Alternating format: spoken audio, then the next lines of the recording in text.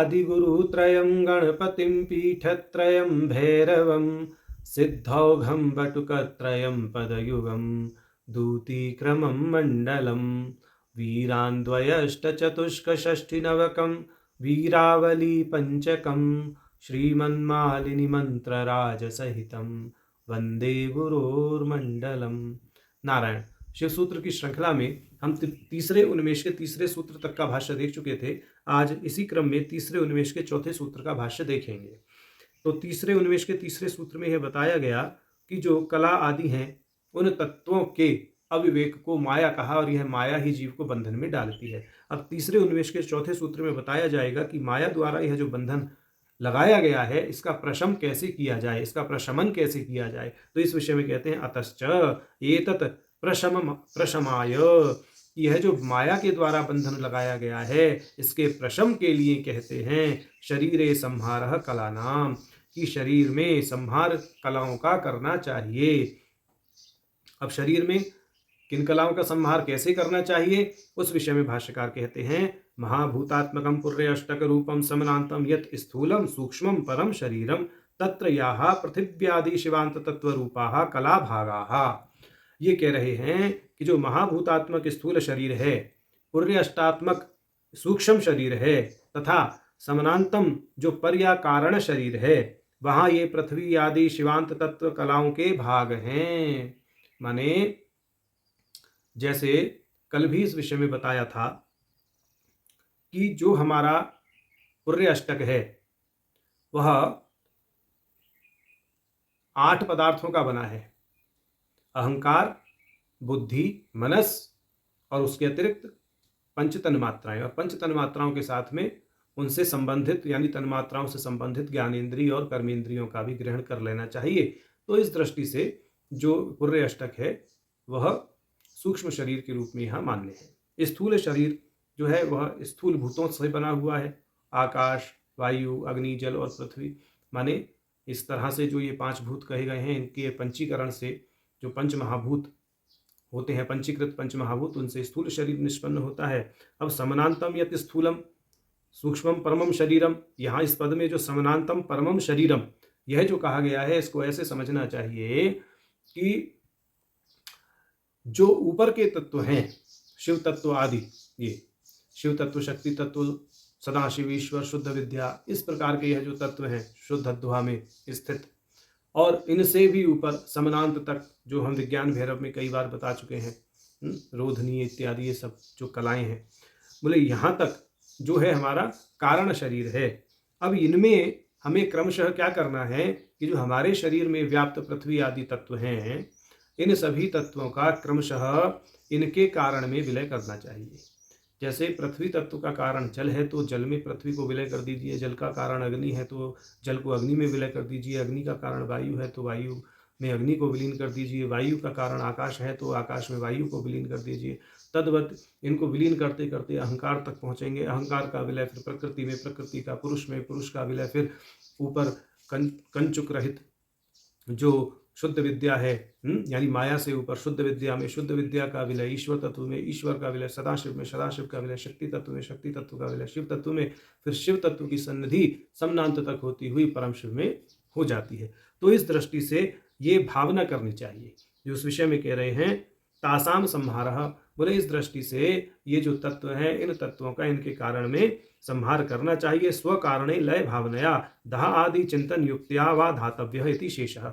बोले सूत्र में जो शरीर संहार कला नाम कहा है इसको ऐसे समझना चाहिए शरीर संहार कला नाम स्व कारणे लय भावनया दाह आदि चिंतन युक्त्या या ध्यातव्या, कि ये जो हमने भावना की है पृथ्वी से लेकर के समनांत तक जो हम विलय करते चले गए हैं समस्त पदार्थों का, माने पृथ्वी से शिवांत तक जो हम लय करते चले गए हैं इनके कारण में ऐसी भावना मात्र करनी है। और दाह आदि चिंतन युक्तिया, माने दाह आदि माने जो कार्य था वो अपने कारण में जाकर के पूर्णतः विलीन हो गया। इस दृष्टि से यहाँ दाह पद का प्रयोग है। तो ऐसा चिंतन करना है, वा धातव्य, ऐसा हमको ध्यान करना है, ऐसा ध्यान करना चाहिए। तो इससे क्या होता है जो साधक है वह माया के बंध से उत्तीर्ण हो जाता है, ऐसी लय भावना से माने कार्य का कारण में विलीन करते करते वह परम कारण रूप परम शिव होकर के ही अवशिष्ट रहता है। यद उत्तम श्री विज्ञान भैरवे, विज्ञान भैरव में ऐसा बताया गया है। विज्ञान भैरव की यहाँ पर ये प्रमाण के रूप में एक कारिका प्रस्तुत कर रहे हैं। कहते हैं भुवनध्वादि रूपेण चिंतयेत क्रमशो अखिलम स्थूल सूक्ष्म परिस्थित्या यावदन्ते मनोलयः। ये कह रहे हैं भुवन अध्वा के रूप में सब कुछ का स्थूल सूक्ष्म और पर की स्थिति में क्रमशः तब तक चिंतन करें जब तक कि मन का लय ना हो जाए, माने विलीनता की अवधि तक पहुंच जाइए। जब तक आप ऐसे तत्व तक ना पहुंचें जिसका विलय हो ही नहीं सकता, अपितु जो सब कुछ अपने अंदर विलय करके स्थित रहता है, ऐसी स्थिति में पहुंचना ही इस माया के बंधन से छुटकारा पाने में सहयोग करेगा। इति तथा और भी ऐसा कहा है उसी प्रकार कालाग्निना कालपदादुत्थित्थेन स्वकं पुरं प्लुष्टं विचिन्तयेदन्ते शांताभासः प्रजायते इति। ये कह रहे हैं कि दाहिने पैर के अंगूठे से उत्पन्न काला अग्नि से अपने शरीर को दग्ध हुआ ध्यान करके योगी को शांत प्रकाश हो जाना चाहिए। माने अपने दाहिने पैर की अंगूठी से जो कालाग्नि नामक दाहक पदार्थ उज्ज्वलित हो रहा है, उससे समस्त प्रकार के अपने शरीरों को, समस्त प्रकार के शरीर कैसे स्थूल सूक्ष्म पर शरीरों का दाह करके प्रकाश स्वरूप होकर अवशिष्ट रहना चाहिए। माने इस दाह की भावना करनी चाहिए। समस्त प्रकार के जो कंचुक हैं, समस्त प्रकार के जो तत्व हैं, समस्त प्रकार के जो इंद्रियादि पदार्थ हमारे शरीर में विद्यमान हैं, स्थूल सूक्ष्म शरीर के जो भी अवयव हैं, उन सब का दहन हो गया है और मैं जो है एकमात्र चेतना के रूप में उस परम चेतना के साथ एकीभूत होकर के स्थित हूँ। ऐसी भावना करने से जो माया का माने प्रपंच है वह भी शमित होता है और माया का प्रभाव भी शमित हो जाता है। अब आगे कहते हैं एवं आदिश्च सर्वगामेषु अस्ति, अतएव बोले इस प्रकार का सभी आगमों में कहा गया है।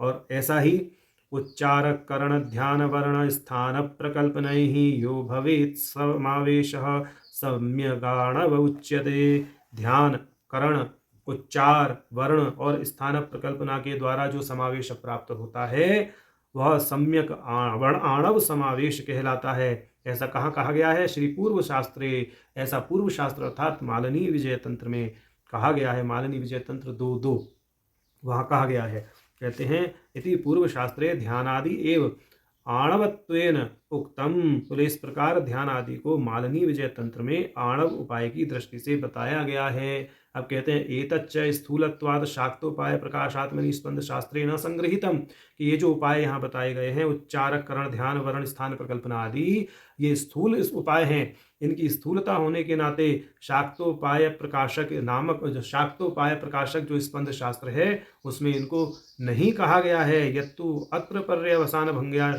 शाक्तादि अस्ति, यद्यपि यहाँ पर शाक्तादि उपायों को एक साथ ही बता दिया गया है। स्पंद शास्त्र की बात ये कर रहे हैं।